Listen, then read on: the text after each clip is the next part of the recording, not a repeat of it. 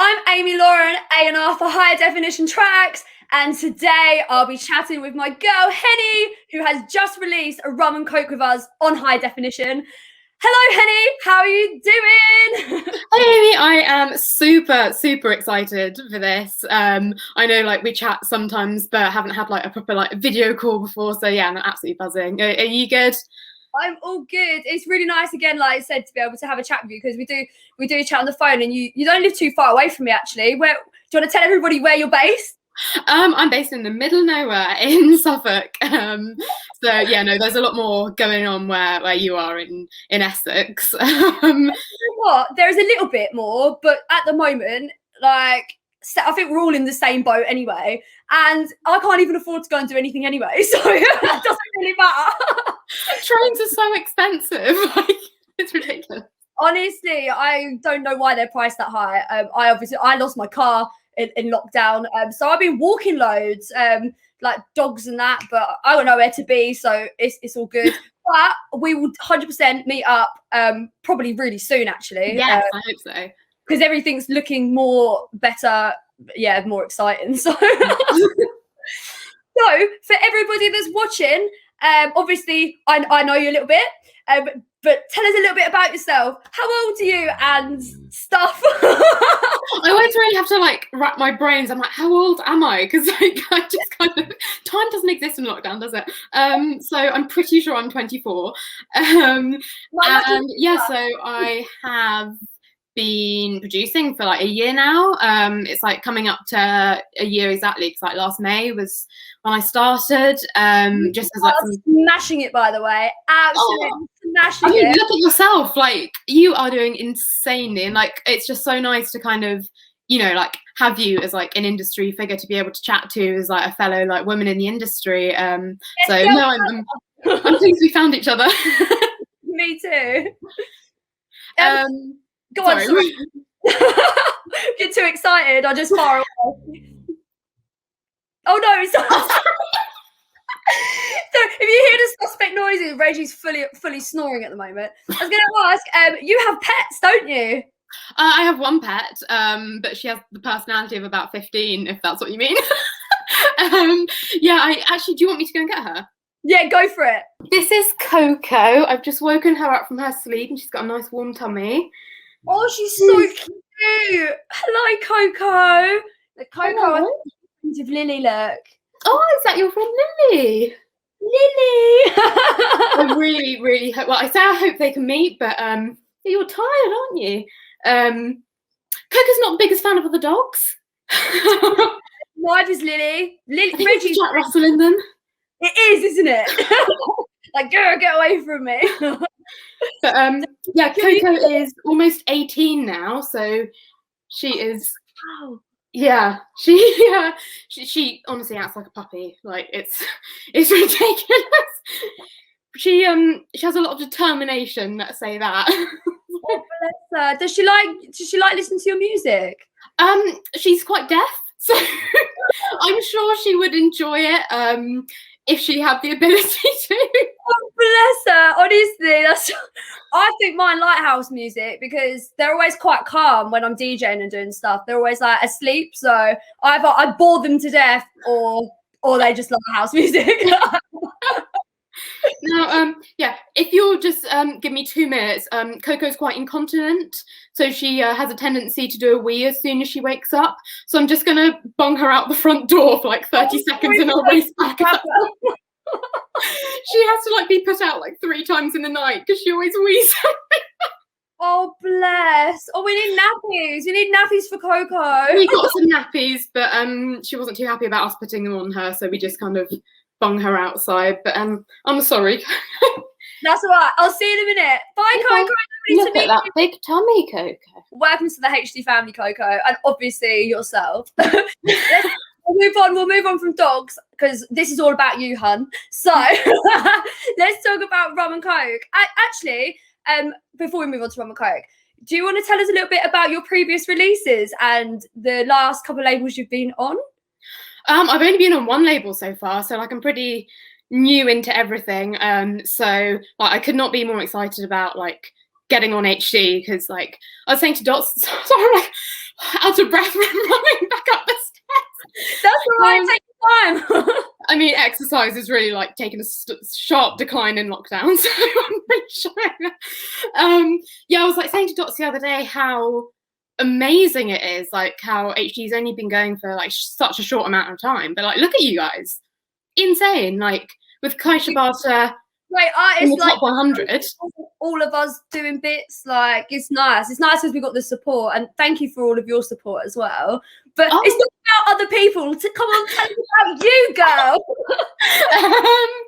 Yeah, so I've released on Bombass House, which is a USA based label, and they were my first official release. I've also, as you know, done quite a few edits, and that's how I kind of like really got into putting myself out there, because I mean, like last June, like right at the end of last June, like beginning of July, I started an Instagram account from like nothing. I followed like similar people, like other producers, but I was like, how can I get my name out there? So I think, as you know, like my first edit was a flip of Juicy by Biggie Smalls. Thank you. By the way, anybody watching, where can they go and find all your edits? Because they're absolutely dope. Oh, thank you. Yeah, they're all on my SoundCloud. So just soundcloud.com/Henny music with 3 N's. With 3 N's. 3 N's. Honestly, I think there's some poor person out there called like HENNY music who's getting all my emails, because a number of times people have been like, I sent you an email, did you not get it? And I was like, check the address that you sent it to, and they're like, oh, okay. So this person out there is probably like really confused.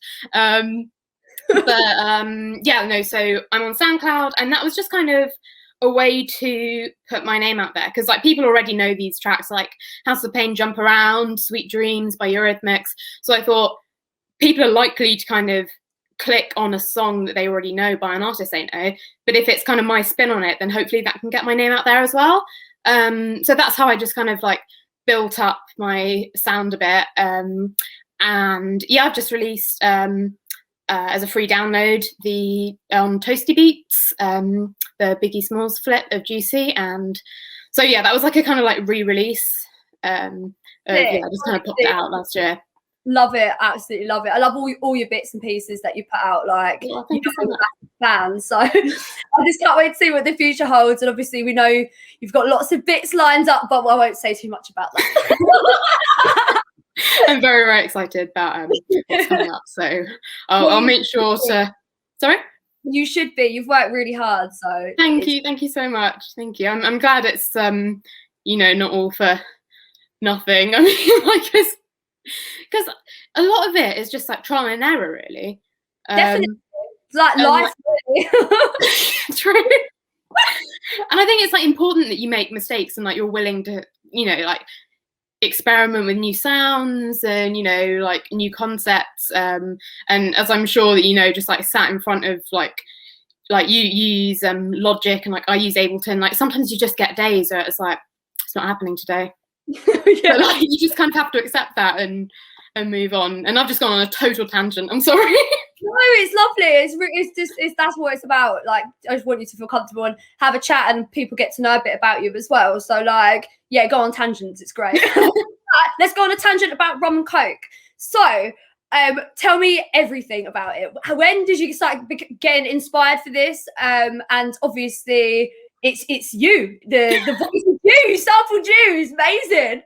Yeah, people probably, I don't think I've like told anyone that actually, that I've got a track coming out with like my own voice on it. So that's kind of daunting to have out there. But yeah, no, it is my voice. I use my I just ordered like a basic like USB mic in the post, and I was like, why not have a go at doing some you know, vocals on it. It's not singing, it is just speaking.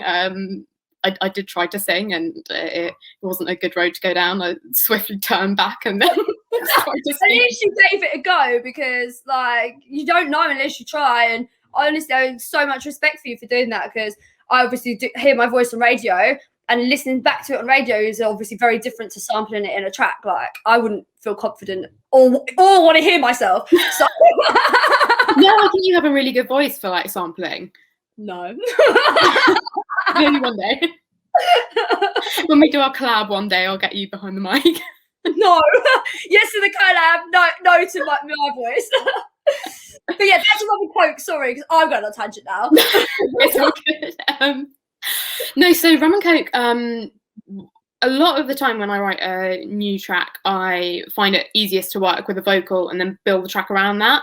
But I think in this case, I kind of like came up with, because I remember I was just like working on like a beat, just kind of like a standard kind of like tech housey, kind of like underbeat, but I was like, oh, I need something like jazzy to put on top. So like I sent it to, I think I like sent a little video of it to Dots, and he was like, oh yeah, I like really like the sound of that. And then I was like, okay, right, I want this to be like a track that's like a bit different from what I'd usually be doing. I want to like push the boundaries out, like especially like because I wrote this track with the aim of getting it on high definition, because like because I wanted to be on the label so badly. Like I that was like the sole purpose when I wrote this track. So yeah, I was like, I'm gonna try and do my own vocals, and I find that a lot of music, even though it's you know, very like sonic, there is a whole like visual side to it as well.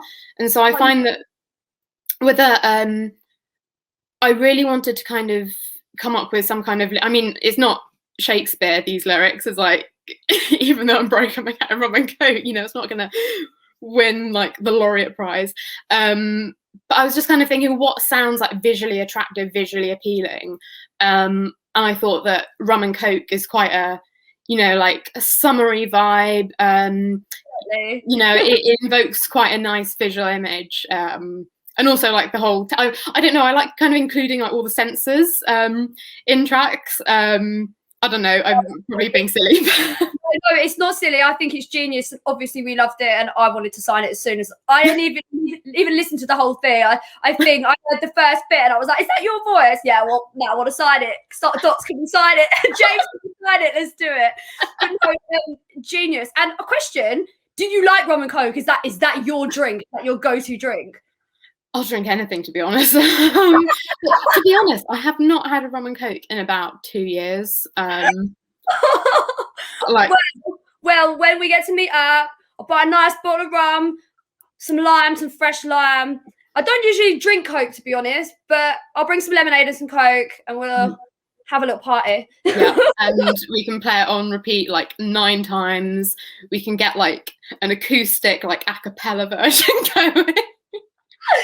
We can have it really loud. We listen to it at yours, and obviously you poor dog's deaf anyway, so it won't upset us. That's probably why she went deaf, to be honest. Probably like my speaker's just blasting the whole time. Oh, amazing! Right, are you ready to move on to my random questions that I like to ask? I'm as ready as I'll ever be. Amazing. This is a fun bit, and like I said, if you don't answer anything, you don't, and you don't have to, and yeah, don't feel pressure. I just what I will say is this will be very organic. I haven't done like a ton of preparation, so it's very organic. That's all good. That's all good. We like prep, and we like non-prep. It's totally calm. It's all calm. I tried to prep for this, and then it doesn't matter. Right, so Henny, tell me something really random about yourself that not many people would know. Oh, right, okay. So you're one of the few people who do actually know this about me. Well, first of all, quite a few people will know that I am obsessed with Eurovision. Like, if you know me well, you'll know that I'm like... I remember you saying that. Genuinely, it is the highlight of my year. And like, when it's not Eurovision, like, I love watching the national finals. I love watching like repeats of past Eurovision shows. I just, it's like the best. And yeah, kind of like stemming onto that, something that you know about me, but not many people do, is that I submitted a track for Malta's Eurovision entry this year. Did you hear back yet, or do you? Yeah, no, it wasn't accepted. But the thing is, they didn't actually choose anyone from. I mean, it was like the first time I'd actually tried writing like an actual song, so I wasn't expecting. No, that's amazing that you still tried. That is something really random. Yeah, no, like I don't feel too bad that it was rejected, because like the people who wrote the actual entry, like it's like a team of 4 people, and they've been like doing Eurovision for years and like writing Eurovision songs for years. So I was like, I'm happy to have a go at it, and I definitely want to do it again in the future. Like I'm thinking like I want to submit. I want to submit to more countries. No, that's amazing. Love that. And yeah, the future's bright, man. It doesn't have to be Malta. It could be anywhere, can't it? What is your proudest non-music accomplishment? Probably being able to speak Spanish after a lot of years. So I did Spanish as my degree at uni, and I lived in Granada in the south of Spain for my year abroad, and I mean, it was just a very kind of daunting experience, like going to live abroad, and let me tell you, I don't know if you know much about the south of Spain, but the accent there is like, it's like the Glaswegian accent of like English, like that in Spanish, because it is such like a harsh accent. They don't pronounce their S's. So it was an amazing challenge. I was kind of chucked myself into the deep end. So are you completely fluent or pretty much fluent in Spanish? I definitely was kind of, but I would like describe myself as bilingual, but I'm losing a lot of it because I haven't really been focusing on it during lockdown. So you'd come back if you went to Spain anyway. I think stuff like that does. That's amazing. I'd love to learn a second language. It's really cool. I'll teach you sometime if you ever want to learn Spanish. I'll take you up on it because I see myself hopefully being in Spain quite a lot in the future. You know, we'll like to go to Ibiza from that. So let's go visit Jen Jamin Sachs in Spain. Of course, big up. Have a fiesta. Jen Jamin, we're coming to see you. Yeah. 100. Who's Henny's heroes, or who's your hero? I don't know. Right, I haven't like prepared this question very well. So I really look up to Hannah Wants. Just ever since I heard Rhymes with Chris Lorenzo, like I was like, oh my goodness, like this track is amazing. Then to find out it was by a female producer, because I think that track came out in like 2014 or something, and that was like I was like just about to step into kind of my love for house music, because like I first like got into house music when I was at uni, and in 2014 was like my last year of school, and I remember at uni, like it was just like, oh my goodness, like where has this whole genre of music come from? Because I'd never really like been exposed to that music before. The closest I got was like bassline and drum and bass, but I hadn't listened to like a lot of house music before. And I remember at uni, I made a playlist called like Beats of Obliteration, of just like, just like amazing bass drops. And I was like, I love this. And like Hannah Wants was on there, like a load of like Chris Lake stuff. I remember I would like listen to his remix of California just over and over, like his edit. Like I was just like obsessed with it, just like injecting the house music into me. So yeah, there are definitely a couple of names that I really look up to and have really inspired my journey. Oh, that's amazing. Yeah, to be fair, with Hannah Wants as well, she was one of the first female DJs I ever seen perform live. And I was so blown away because obviously it is a really heavily male dominated scene. And like she held her own and she's good at what she does. And yeah, like she was one of the reasons that I wanted to go and get into DJing as well. So that's really nice that we share that. So Henny, when was the last time you laughed really hard and you can't say today?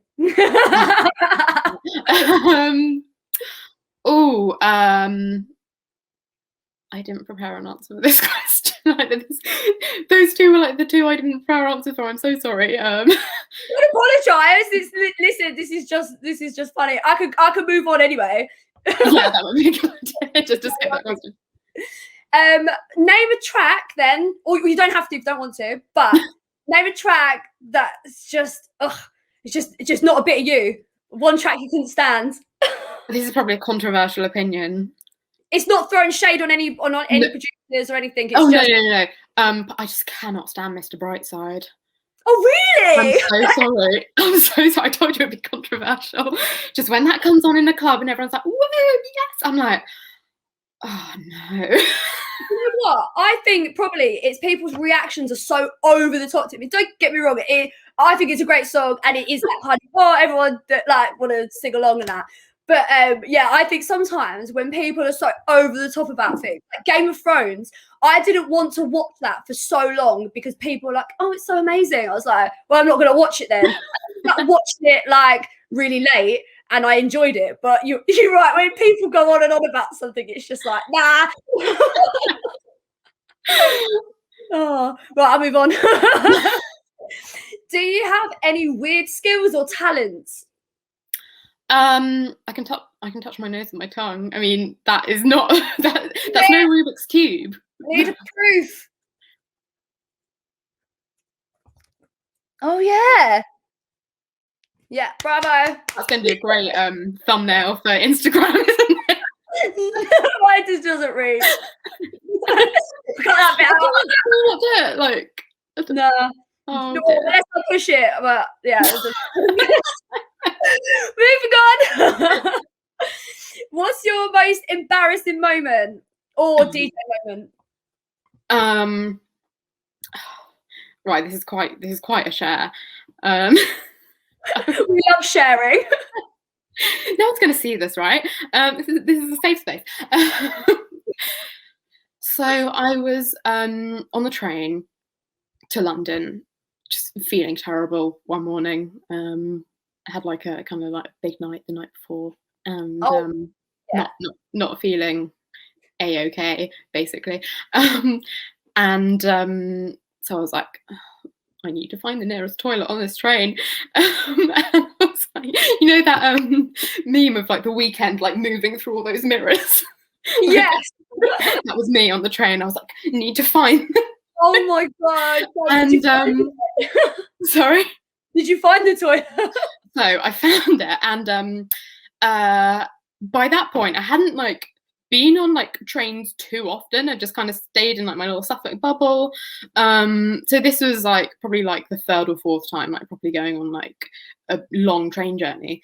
And there was a woman sat outside the loo, and I was like, oh, can you just like make sure that I'm sure it'll lock fine. But it was one of those doors which goes like that. So extra, like there's no need for that door. And she was like, yes love, like I'll make sure that no one comes in the door, like it's absolutely fine, like I don't like this woman already. And I was like, I trust you, thank you. And it's like freeze frame, I should not have trusted that woman.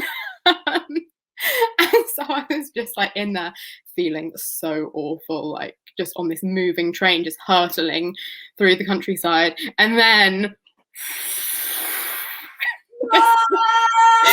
there were like 3 people outside, and I was like, there's nothing you can do because you can't reach it from the toilet. It's impossible. Oh, and like it's like for like people who don't know like what British trains are like, they're fully automated doors, like no handles, so you can push around on them. And do you know what the worst thing was? Okay, when I came out, the woman said nothing to me. She wasn't even like, I'm so sorry. She just looked at me like, this was on you. And the people who had come in and interrupted my moment of solace, they didn't care. They were just like, yeah, get out. Ollie. So I carried my shame back with me to the carriage, and it has stayed with me ever since. Oh God, I'm so sorry that happened to you. I've seen it happen to people before. Who knows? Maybe it was you. No, but I wasn't the woman, because I promise. I've been in that position where I've been waiting and someone's said, like, oh, you know, and it's like, oh no, someone's in there, because someone always comes up and tries to open the door, and it's like, oh, just wait your turn. But no, this person just fully walked up and pressed the button. We need to find this woman because she needs to learn some manners. But also, it was the people who were like waiting for the door to come in. They didn't care. And I have to say, one of them, I'm pretty sure, was a girl with brown hair, and she was about like 22, 23 at the time. So I'm not ruling you out, Amy. Oh my God, no, stop it! Right, we're moving on. Do you know any funny jokes? So off the top of my head, I like kind of like long form, like stand up and jokes. So I can't think of any off the top of my head, but I love watching stuff like SNL, like French and Saunders, and I love the well, no, I'm not going to get into it because it's probably like a really niche reference and like probably not many people know. But no, I love like the musical skits they do on SNL. Have you seen them at all? No, I haven't seen them. They're like parodies of Okay. it's so I'll send you one later. It's what's that song called? More Money, More Problems by Biggie Smalls and P Diddy. They do like a parody of that called like Boomers Got the Vax, and they all like dress up as old people and like dance around. And so yeah, that wasn't a joke, and you don't even have to include this, but no, that's just the kind of stuff I like. Maybe that could be the answer to your question of the last time you laughed really hard, because you were like, yeah, the memory in there, like yeah. What are your non-music hobbies? So I love learning languages. So I found it like really useful because I know Spanish, because it's a romantic language. It kind of helps learning like Italian, Portuguese, and French. So I have like attempted all of those before. I want to get into like learning Mandarin. I know a few phrases, but I'd like to learn more. And also cooking. I love cooking. I love cooking Italian food and Japanese food, and spending time with You'll have to cook for me then, because I love food. Amazing. I can't cook, but I love food. What kind of food do you like? Everything, absolutely everything. I used to be really boring before I started going out with James. Like just like unseasoned chicken, like beans, like cold out of a tin, like whatever. Now, that was good though. That they are yummy. I'm still partial to like cold beans, but I think that's another story. Yeah, when I make baked beans, like if I'm doing like a fry or like beans on toast, like I do have to like lay some to the side. I'm like, maybe a little bit. And the best thing is the spoon, and you get the bean juice. Okay, I think we're a bit weird for this, but I love it. I love it. Shall our collab be called bean juice? Oh my god, it's so funny. No, you're definitely cooking for me. Leading on to the last thing, is there anything else we should know about Henny? I mean, fingers crossed, in a few years I might have a submission on Eurovision if all goes to plan, but that is a pretty big statement, so I wouldn't count on it at all. You heard it here first, people. No, I need to work a lot of stuff out. But I mean, maybe I can write a song in another language. That would be a lot of fun. Anything they should know about me?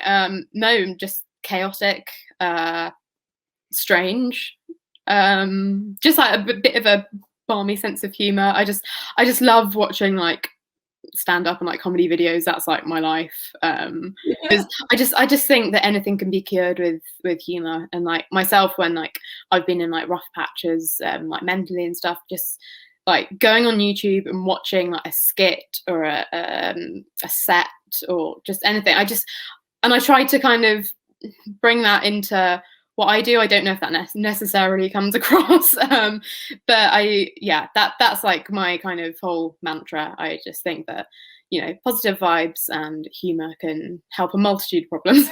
No, do you know what? I really agree with that. And yeah, sometimes I have to say, like, obviously we all feel down sometimes, but sometimes if you just can't laugh, you'll cry, innit? So just sometimes it's just better to just like try and shake it off and just have a laugh, because we don't know how long we're here for. And you're like, life's great sometimes, like ups and downs, but it's all part of it, isn't it? So you just got to smile. Some might say that life is undulating, out now on HD by Coach Shibata.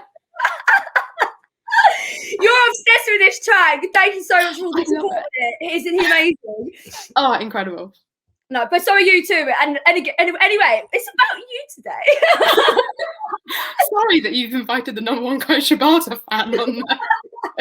We love you, Kai. Right, I think that's everything. Thank you so much for locking in with us. Rum N Coke is out now and available to download and stream across all major platforms. So go and show it some love. And if you already have, obviously, thank you so much. Thank you for all of your support all the time, everybody. Until next time, remember, life's better in HD. Boom, let's go.